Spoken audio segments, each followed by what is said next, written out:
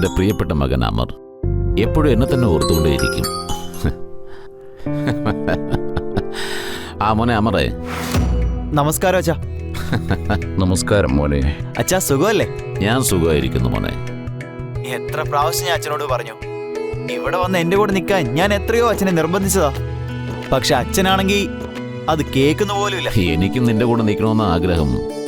പക്ഷെ എന്തു ചെയ്യാനാ, നമ്മുടെ ഈ പഴയ വീടില്ലേ ഇവിടുത്തെ. എൻ്റെ ജീവിതത്തിലെ എല്ലാ ഓർമ്മകളും ഇവിടെയാണ് മോനെ ഉള്ളത്. എൻ്റെ ജീവിതം തന്നെ ഇവിടെ ആയിരുന്നല്ലോ. നിനക്കൊരു കാര്യം അറിയോ, നീ ജനിച്ചത് തന്നെ ഈ വീട്ടിലാണ്. നീ പിച്ച വെച്ച കാലം മുതലേ ഈ വീട്ടിൽ അവിടെയും ഇവിടെയൊക്കെ ഇങ്ങനെ ഓടിക്കളിക്കുമായിരുന്നു. ആ ഓർമ്മകൾ എനിക്ക് വലിയ സന്തോഷമാണ്. ശരി അച്ഛാ, എത്ര നാൾ അവിടെ നിൽക്കണമെങ്കിലും അച്ഛൻ അവിടെ തന്നെ നിന്നു. പക്ഷേ എപ്പോ അവിടെ നിന്നും മാറണോന്ന് അച്ഛന് തോന്നുന്നോ പിന്നെ ഒന്നും നോക്കണ്ട, അതെന്നോട് അപ്പൊ തന്നെ പറഞ്ഞാ മതി. ശരി മോനെ. ശരി അച്ഛാ, ഞാൻ വെക്കുക. ബൈ അച്ഛാ. സുഖമായിരിക്കും മോനെ. All the best. എന്റെ മകൻ എന്നെ ഒരുപാട് ഇഷ്ടമാണ്. ആഹാ അങ്കിൾ നമസ്കാരം. ആഹാ കഞ്ചനോ? യൂണിവേഴ്സിറ്റിയിലെ വിശേഷങ്ങളൊക്കെ? ആ അങ്കിൾ നന്നായിരിക്കുന്നു. ആ എന്തു പറ്റി വരാൻ വൈകിയത്? അത് അങ്കിൾ ഇപ്പൊ എല്ലാ ദിവസവും എക്സ്ട്രാ ക്ലാസ്സസ് ഒക്കെ ഉണ്ട്, അതുകൊണ്ടാ. ഓ അത് ശരി. മെയ്ഡ് മോക്കുള്ള ഭക്ഷണമൊക്കെ ഉണ്ടാക്കി വെച്ചിട്ടുണ്ട്, ചെന്ന് കഴിക്ക്. ശരി. എന്തു പറ്റി മോളെ, എന്തെങ്കിലും പറയാനുണ്ടോ? അങ്കിൾ അത് ആക്ച്വലി എനിക്കൊരു ഫ്രണ്ട് ഉണ്ട്, അവള് കുറച്ചു നാളത്തേക്ക് താമസിക്കാൻ ഒരു സ്ഥലം നോക്കുക. അങ്കിൾ ഓക്കെ പറഞ്ഞോ അവിടെ കൊണ്ടുപോന്നോട്ടെ. ഞാൻ നിങ്ങൾക്ക് റെന്റ് ഒക്കെ തരാം, നോ പ്രോബ്ലം അങ്കിൾ. നോക്കുമോളെ, ഈ വലിയ വീട്ടിൽ ഇവിടെ ഞാൻ ഒറ്റയ്ക്കല്ലേ താമസിക്കുന്നത്. എനിക്ക് പൈസയുടെ ആവശ്യമൊന്നുമില്ല. ഇവിടെ ഞാൻ പേയിങ് ഗസ്റ്റിനെ വെക്കുന്നത് തന്നെ ഞാൻ ഒറ്റയ്ക്കാകാതിരിക്കാൻ വേണ്ടിയാ. അല്ല, മോള് പറഞ്ഞ ആ കുട്ടിയെ മോക്ക് നല്ലപോലെ അറിയാമല്ലോ അല്ലേ? ആ അങ്കിൾ, അവൾ എന്റെ ഒരു പഴയ ഫ്രണ്ടാ, ഒരു പ്രശ്നം ഉണ്ടാക്കാതെ ഞാൻ നോക്കിക്കോളാം. അങ്ങനെയാണെങ്കിൽ ആ കുട്ടിയോട് വരാൻ പറയും. Yes, thank you so much. It's okay മോളെ. Thank U.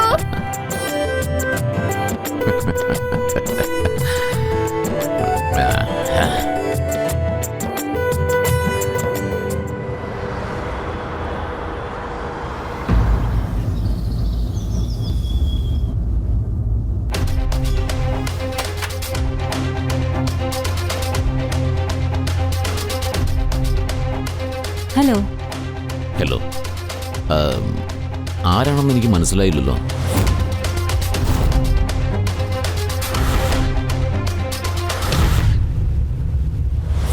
അല്ല അങ്കിൾ, ഇവളാണ് ഞാൻ പറഞ്ഞ റീത്ത. ഞാൻ അങ്കിളിനോട് പറഞ്ഞില്ലേ എന്റെ ഫ്രണ്ട് വരുമെന്ന്. ഓ ആ കുട്ടിയായിരുന്നല്ലേ? അത് തന്നെ. റീത്ത വാ മോളെ, അകത്തേക്ക് വാ.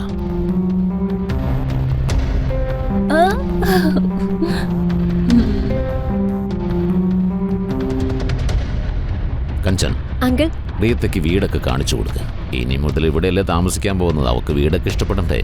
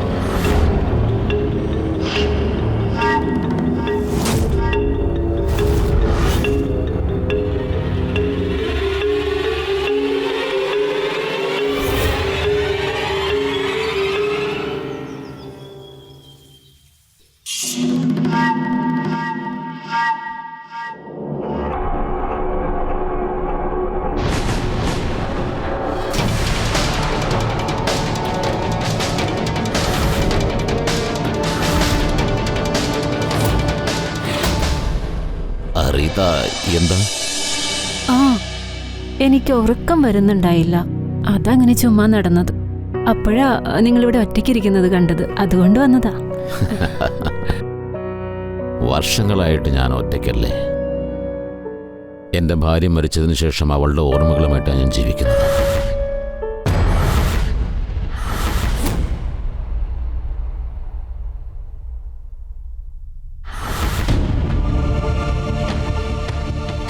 അങ്ങ് തരൂ, ഞാൻ ഒഴിച്ചു തരാം.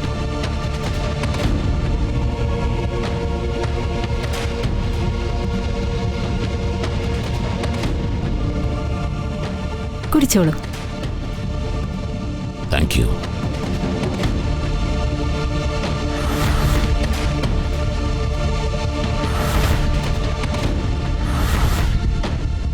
എന്തു പറ്റി റീത്ത? എന്താ നീ ഇങ്ങനെ നോക്കുന്നത്? ഒന്നുമില്ല, വെറുതെ നിങ്ങളുടെ ഇന്നസെൻസ് നോക്കിയിരിക്കാൻ തോന്നുന്നു.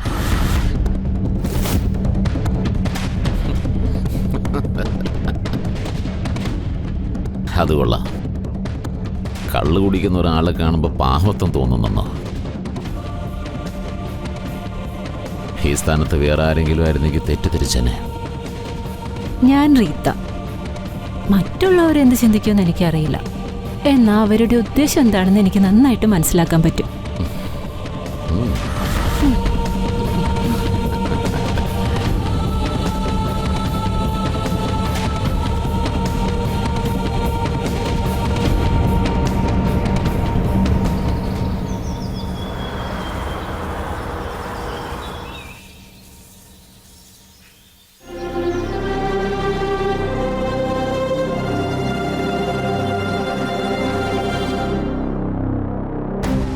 ഹലോ റീത്ത. ആഹാ, നിങ്ങൾ ചായ ഇട്ടിട്ട് വന്നോ? ജോലിക്കാരി അവധിയായതുകൊണ്ട് ഞാൻ തന്നെ ചായ ഇട്ടേക്കാന്ന് കരുതി. റീത്ത കുടിക്കും.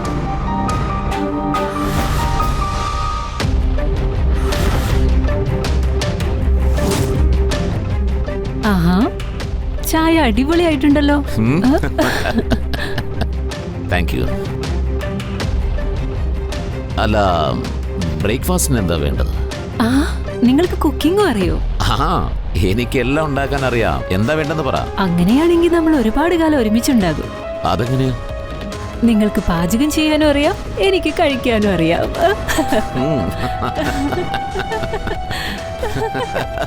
അത് കൊള്ളാം.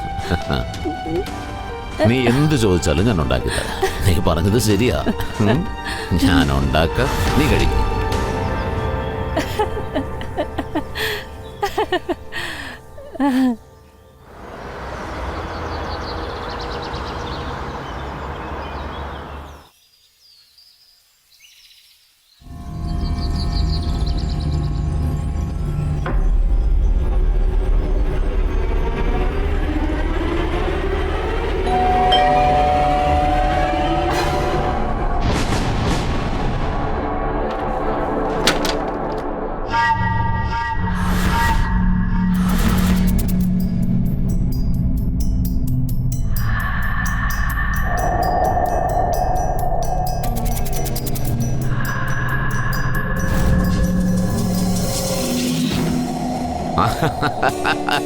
മോനെ അമറേ,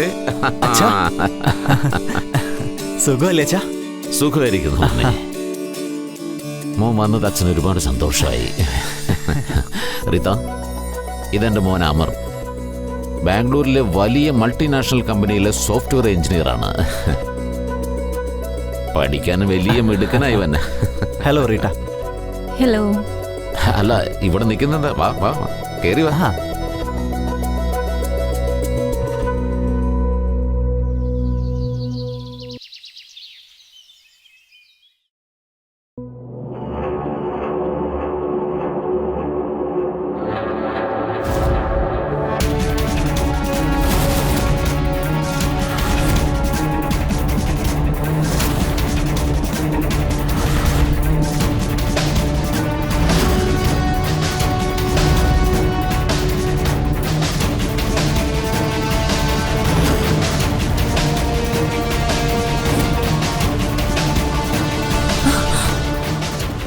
നീ എന്തായി കാണിക്കുന്നത്?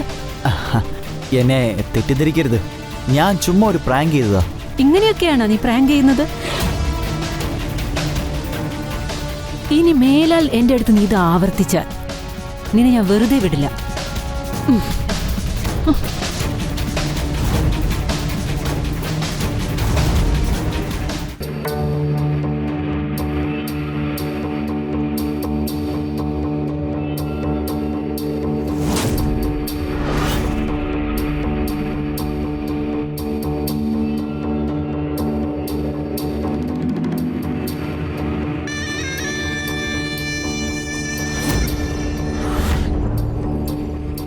ആ അങ്കിളോ? അകത്തോട്ട് വാ. എന്താ അവിടെ തന്നെ നിന്നത്?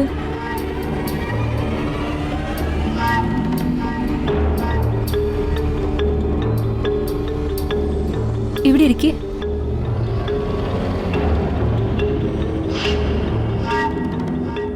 എന്തുപറ്റി? എന്തെങ്കിലും പറയാനുണ്ടോ നിനക്ക്? അത് ഈ വീട് വിട്ടിട്ട് പോയാൻ എനിക്ക് മനസ്സ് വരുന്നില്ല. അതിന് ആരാ നിന്നോട് ഇവിടുന്ന് പോകാൻ പറഞ്ഞത്? അങ്ങനെയല്ല, ഞാൻ അങ്ങനെയല്ല പറഞ്ഞത്. ഞാൻ നിങ്ങളെ കല്യാണം കഴിക്കാൻ ആഗ്രഹിക്കുന്നു.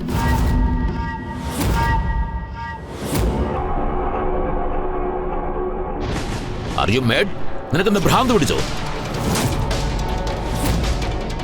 നിനക്കെന്താ ബുദ്ധിയില്ലേ? നിന്റെ പ്രായമുള്ളൊരു മകനുണ്ട് എനിക്ക്.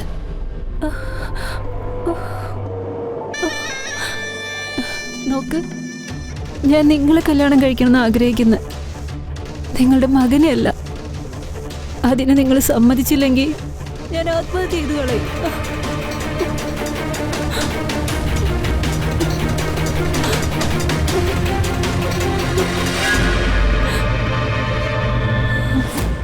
റീത്ത ഒരു തീരുമാനം എടുത്തു കഴിഞ്ഞാൽ അതിൽ നിന്ന് പിന്മാറില്ല.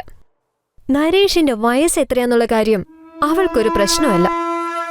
ഈ തലമുറയിലെ യുവാക്കൾക്ക് വയസ്സ്, ജാതി, മതം ഇതിനേക്കാളൊക്കെ അപ്പുറം അവർക്ക് എന്താണോ വേണ്ടത് അത് നേടിയെടുക്കാനാണ് അവർ ഇപ്പോൾ ശ്രമിക്കുന്നത്. റീത്തയുടെ പ്രായവും നരേഷിന്റെ മകന്റെ പ്രായവും ഒന്ന് തന്നെയാ. പക്ഷെ അവൾ അമറിന്റെ പ്രണയം നിരസിച്ചുകൊണ്ട് നരേഷിനെ കല്യാണം കഴിക്കാനുള്ള തീരുമാനത്തിലാ. പക്ഷേ ആ തീരുമാനം കാരണം നരേഷിന്റെ ഇനി അങ്ങോട്ടുള്ള ജീവിതം എന്താകുമെന്ന് പോലും അവൾ ആലോചിച്ചില്ല. പണ്ടുള്ളവർ പറയാറില്ലേ, ഈ പ്രണയിക്കുന്നവർക്ക് കണ്ണും കാണില്ല കാതും കേൾക്കില്ലെന്ന്.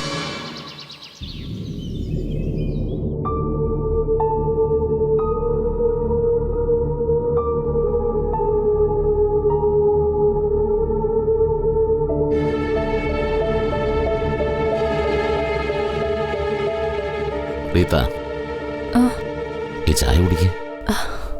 അയ്യോ, നിങ്ങൾ എന്തിനാ ഇങ്ങനെ കഷ്ടപ്പെട്ട് ചായ ഉണ്ടാക്കുന്നേ? മറന്നോ, നമ്മൾ ഭാര്യയും ഭർത്താവുമാണ്. അതുകൊണ്ട് എനിക്ക് ചില കടമകളൊക്കെ ഇല്ലേ. നിനക്ക് ഇഷ്ടപ്പെട്ട ചായ ഉണ്ടാക്കിയിരിക്കുന്നത് കുടിക്കേ.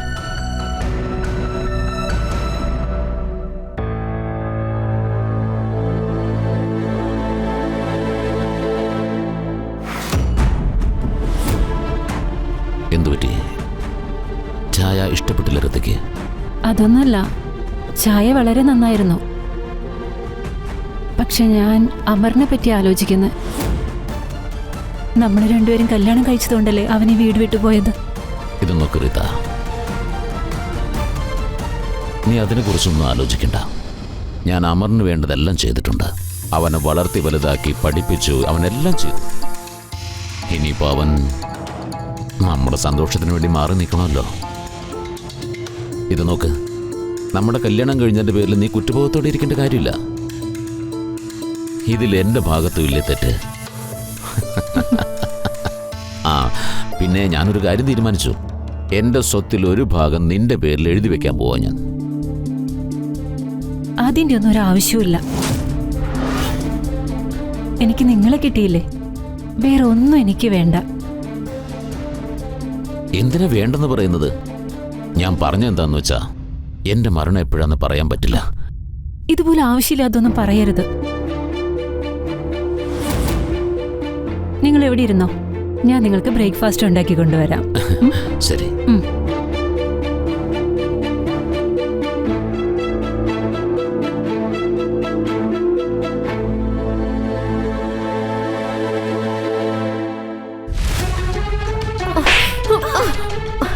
ആ കിളവനായിട്ട് തന്നെ എല്ലാം തരാന്ന് പറഞ്ഞപ്പോ നീ എന്തിനാടി അത് പിന്നെ വേണ്ടെന്ന് പറഞ്ഞ?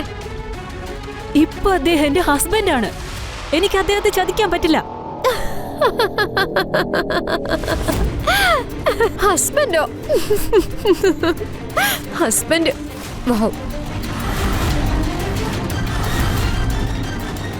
നിന്റെ നില എന്താണെന്ന് നീ മറന്നു. അതുപോലെ തന്നെ ഞാൻ എന്തിനാ നിന്നെ ഇവിടെ കൊണ്ടുവന്നെന്നുള്ളത് മറന്നു. ഇപ്പൊ ഹസ്ബൻഡ് ആണത്രേ. വൗ, നീ എന്തിനാ ഇവിടെ വന്നേന്നുള്ള കാര്യം നീ മറന്നു പോയിരിക്കുന്നു. നിങ്ങള് രണ്ടുപേരും തമ്മിലുള്ള ബന്ധം ഒരു ഫേക്ക് ആയിട്ടുള്ള ജീവിതം. ഞങ്ങൾ രണ്ടുപേരുടെയും ജീവിതം ഫേക്ക് ആയിട്ടാണ് തുടങ്ങിയതെങ്കിലും ഇപ്പൊ അദ്ദേഹം എന്റെ ഹസ്ബൻഡാണ്. ആദ്യം നിങ്ങൾ ഈ വീട് വിട്ടു പോ.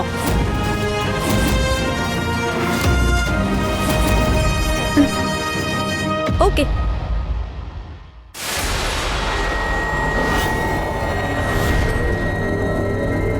യു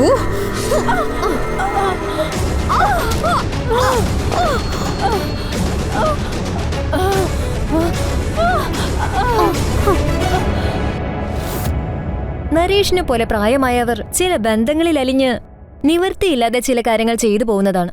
അത് തന്നെ അവരെ വലിയ നാശങ്ങളിലേക്ക് നയിക്കുന്നു. ഒരു നല്ല കുടുംബജീവിതം ഉണ്ടായിട്ട് പോലും നരേഷ് റീറ്റയെ കല്യാണം കഴിക്കാനെടുത്ത തീരുമാനം റീറ്റയ്ക്കും കഞ്ചനും അത് വലിയ പ്രശ്നമായി. നമ്മുടെ സമൂഹത്തിൽ ഇതുപോലെ പ്രായമായവരെ ഒരുപാട് കാണാൻ സാധിക്കും. തനിച്ചായിരിക്കും. അവരുടെ പക്കൽ ഒരുപാട് സ്വത്തുക്കൾ ഉണ്ടാവും.